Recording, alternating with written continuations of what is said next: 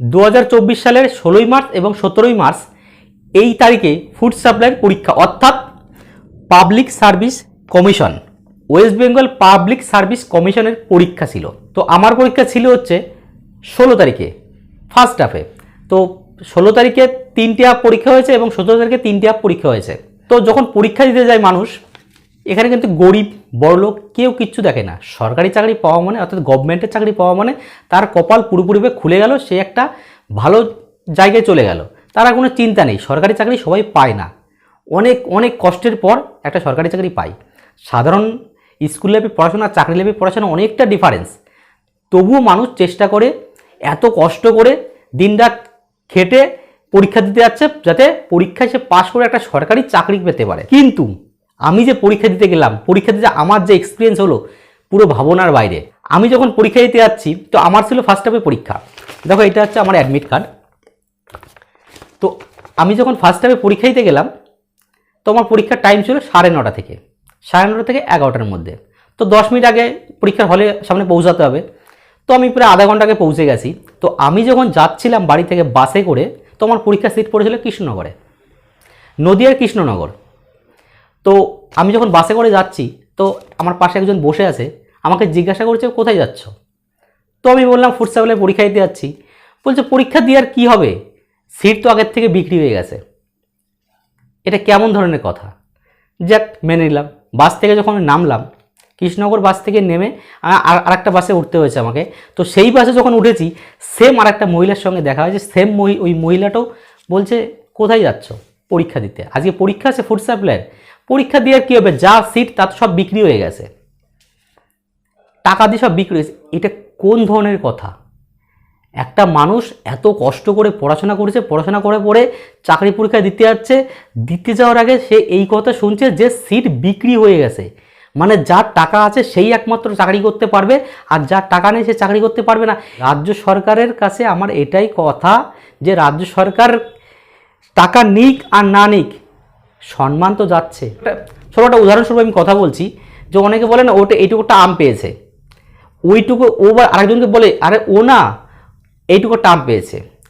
ও আরেকজনকে বলতে গিয়ে না এইটুকু টাম পেয়েছে, ওই বলতে বলতে আমটা পেকে খাওয়া হয়ে গেছে। বলে ও না আম পেয়ে, পাকা আম পেয়েছে, খাওয়া হয়ে গেছে। তা সেম সিস্টেম, আম তো পেয়েছে, তার মানে কি ঘুষ দিয়ে চাকরি তো হয়েছে কারোর না কারোর, তার জন্যই তো কথাটা বলতে পারছে মানুষ। তার গরিব ঘরের ছেলেমেয়েরা এত কষ্ট করে পড়াশোনা করে চাকরি দিতে পরীক্ষা দিতে যাচ্ছে, কিন্তু তার আগে শুনতে পাচ্ছে যে পরীক্ষা দিয়ে কি হবে, সিট তো আগের থেকে বিক্রি হয়ে গেছে।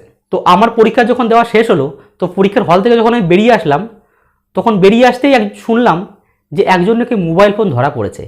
তো আমরা যখন পরীক্ষার হলে পরীক্ষা দিতে যাচ্ছিলাম, এত গার্ড, এত সিকিউরিটি, এতভাবে চেকিং হলো, তারপরে সে ফোন নিয়ে যায় কি করে?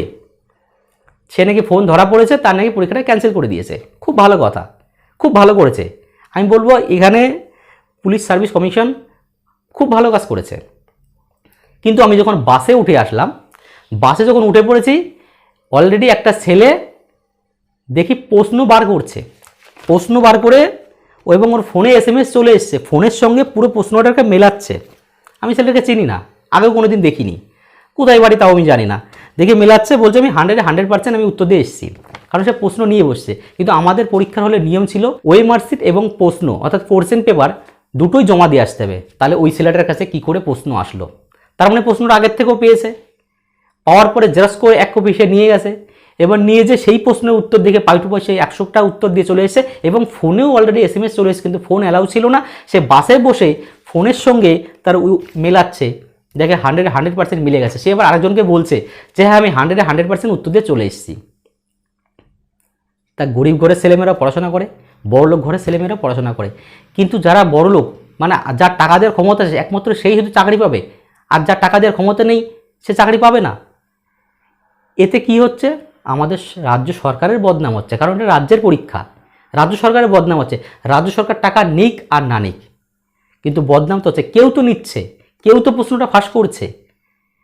তা আমার একটাই রিকোয়েস্ট, সবাই পড়াশোনা করে, গরিব বড়লোক সব ঘরে, মধ্যবিত্ত সব ঘরে ছেলেমেয়েরা পড়াশোনা করে। কিন্তু এই যে পরীক্ষা দিতে যাওয়ার আগে এই যে শোনা যে সিট তো বিক্রি হয়ে গেছে, এবং পরীক্ষার হলে গিয়ে দেখা যাচ্ছে যে একজন ফোন ধরা পড়ছে এবং ফোনে তার অলরেডি প্রশ্ন উত্তর চলে এসছে, এবং আমি যখন বাসে করে আসছি তার কাছে অলরেডি একটা প্রশ্ন রয়ে গেছে, মানে একটা প্রশ্ন তো জমা দিয়ে এসছে এবং ও যে প্রশ্নটা নিয়ে গেছিলো উত্তর সব টিক মেরে এবং সেটাও নিয়ে এসছে। তাহলে এই এগুলো কি করে হচ্ছে?